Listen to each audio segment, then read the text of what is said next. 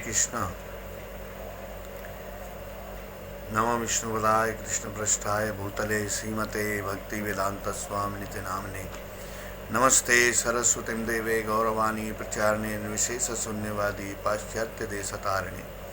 जय श्री कृष्ण चैतन्य प्रभु नित्यानंद श्री अद्वैत गदाधर शिवासदि गौर भक्तवृंद। हरे कृष्णा कृष्ण कृष्ण हरे हरे, हरे राम राम राम हरे हरे। तो आज हम चर्चा करेंगे कि आखिर हम भगवान को कैसे प्रसन्न कर सकते हैं, भगवान हमसे खुश कैसे रह सकते हैं, भगवान को ऐसा क्या चाहिए जिससे भगवान खुश हों, भगवान हमसे रीझेंगे कैसे।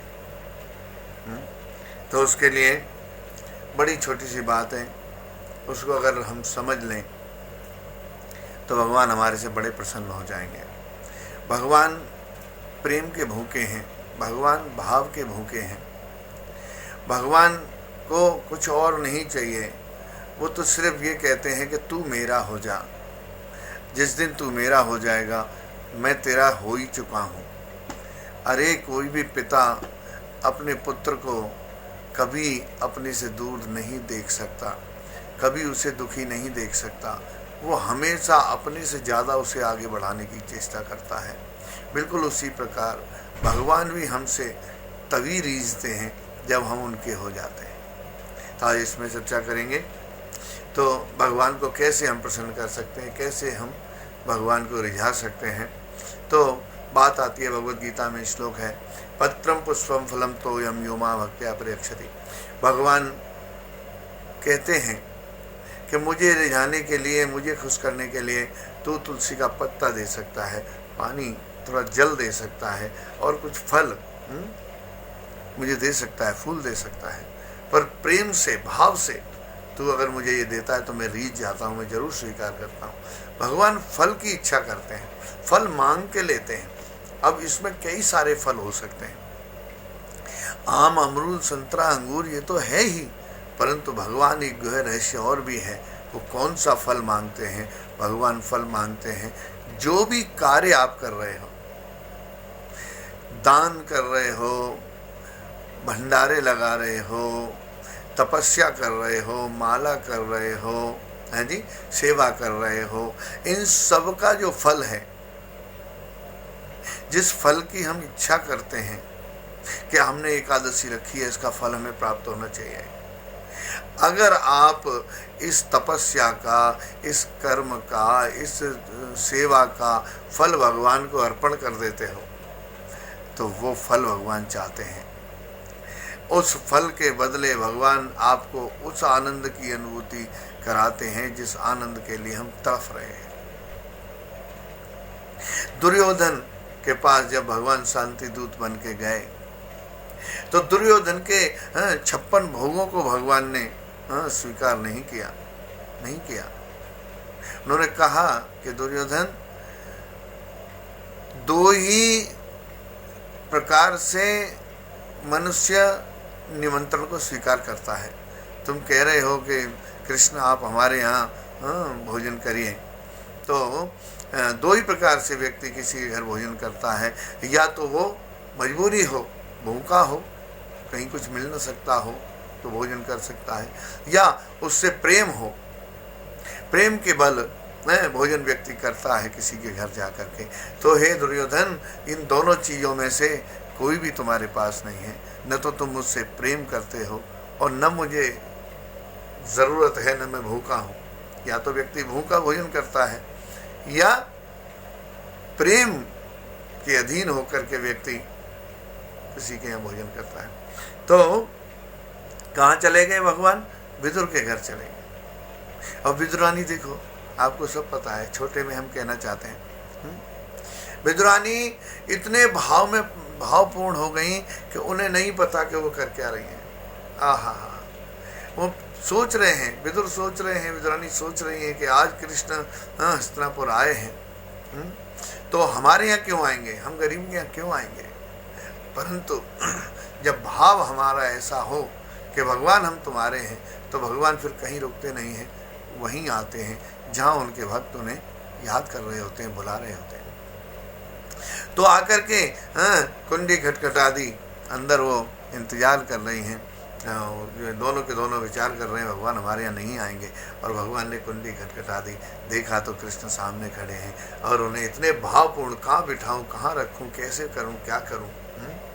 आज घर आए विदुर घर पावन, विदुर का घर पावन करने के लिए भगवान विदुर जी के घर पहुँचे। और आपको पता है कि विदुरानी बड़े प्रेम से उन्हें केले कुछ रखे थे और विदुर जी साग लेने चले गए, साग बनाने के लिए, साग ही था उनके पास उस समय, और कुछ कच्चे केले रखे हुए थे। माँ काकी मुझे बड़ी तेज भूख लगी है। देखो, जहाँ प्रेम है वहाँ भगवान भी भूखे हो जाते हैं। जहाँ प्रेम है वहाँ भगवान सब कुछ अपना समझते हुए उसको भी अपना समझते हुए, अपना ही है। जो भक्त है भगवान कहते हैं वो मेरा है, मैं उसका हूँ। ऐसा इस तरीके का वातावरण भगवान भक्त के साथ भक्त के पास क्या करके करते हैं, जैसे इतना भावपूर्ण हो जाते हैं भगवान।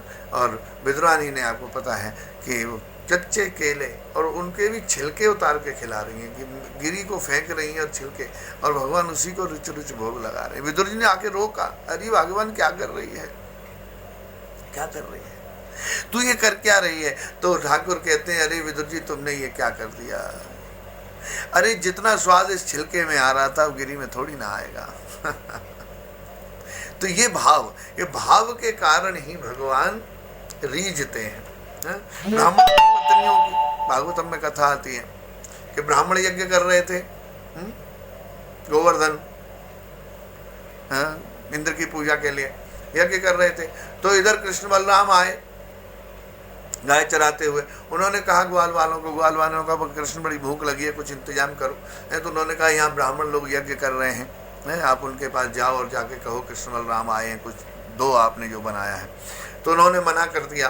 फिर वो वापस गए, वापस गए तो उन्होंने कहा अच्छा जाओ, फिर उनके घर चले जाओ, ब्राह्मणियों के यहाँ जाओ।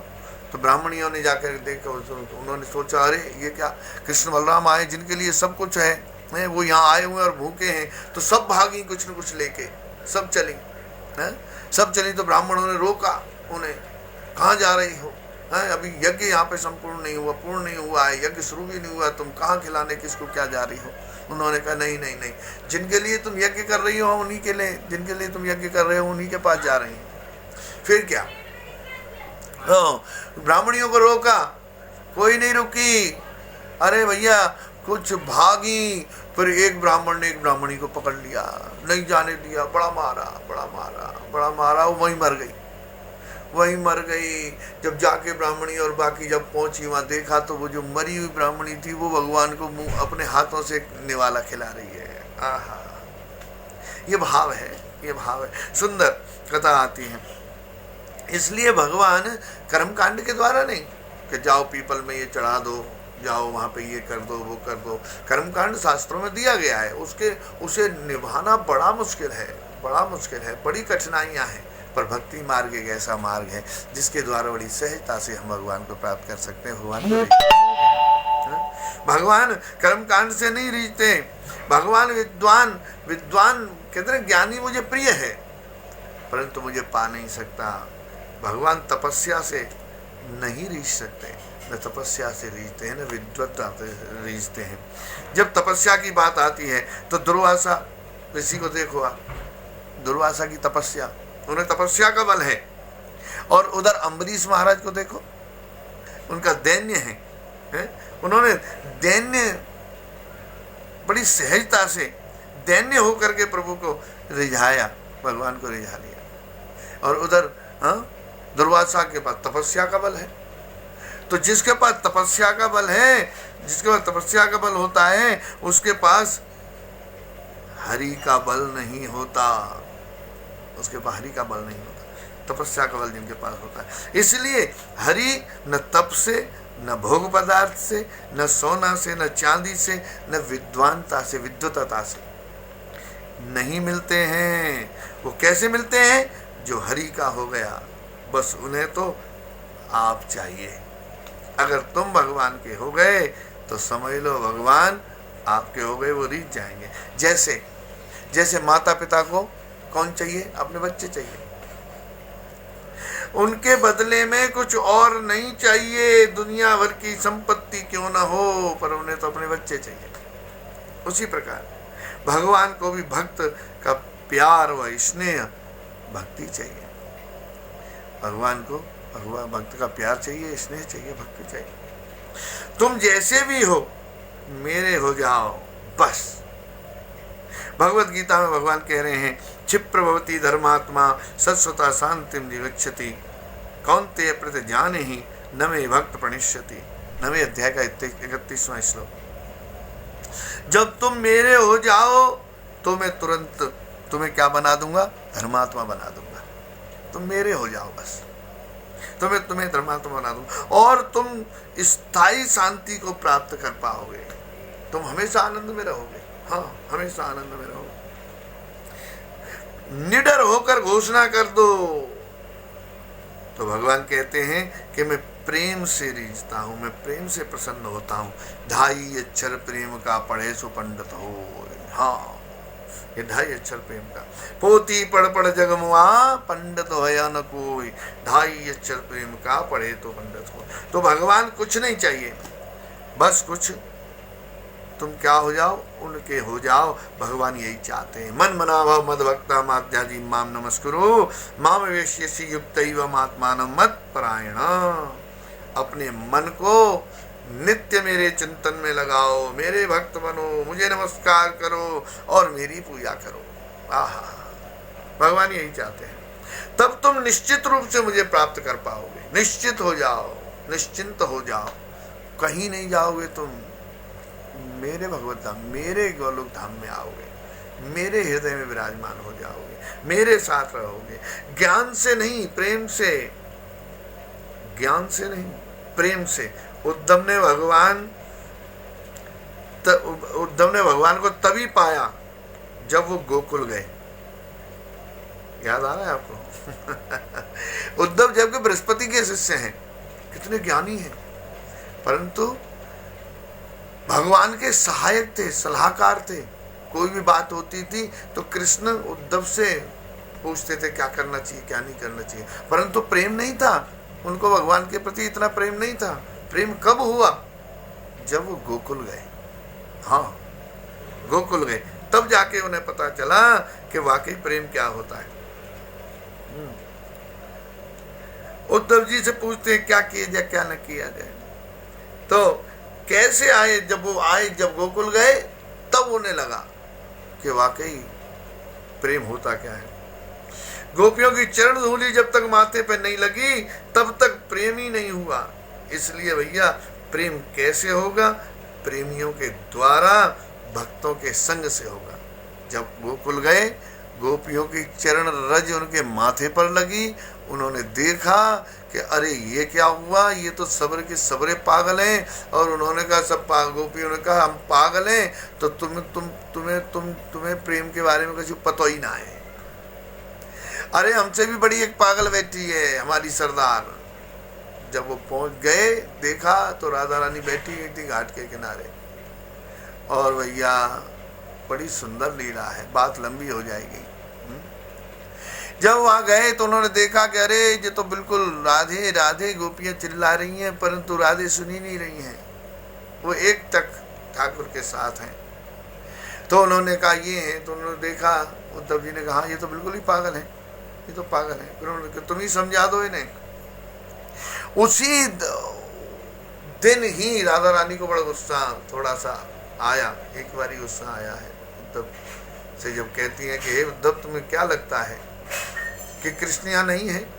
क्योंकि उद्धव जी ने कहा कि तुम इतनी सोच में इतने अधीर क्यों हो रहे हो, इतने परेशान क्यों हो? कृष्ण तो पास में ही है, आप जाके मिल सकते हो। कृष्ण कहीं दूर थोड़ी ना, इतने परेशान क्यों हो? तुम इतना शोक क्यों कर रहे हो? उस परमात्मा को याद करो। तो राधा रानी ने कहा, अरे उद्धव, तुम प्रेम को क्या जानो, तुम प्रेम को क्या जानो। विरह में जो आनंद है वो किसी में आनंद नहीं है, तुम उस आनंद को नहीं समझ पाओगे। तो तुम्हें क्या लगता है कि कृष्ण हमारे साथ नहीं है?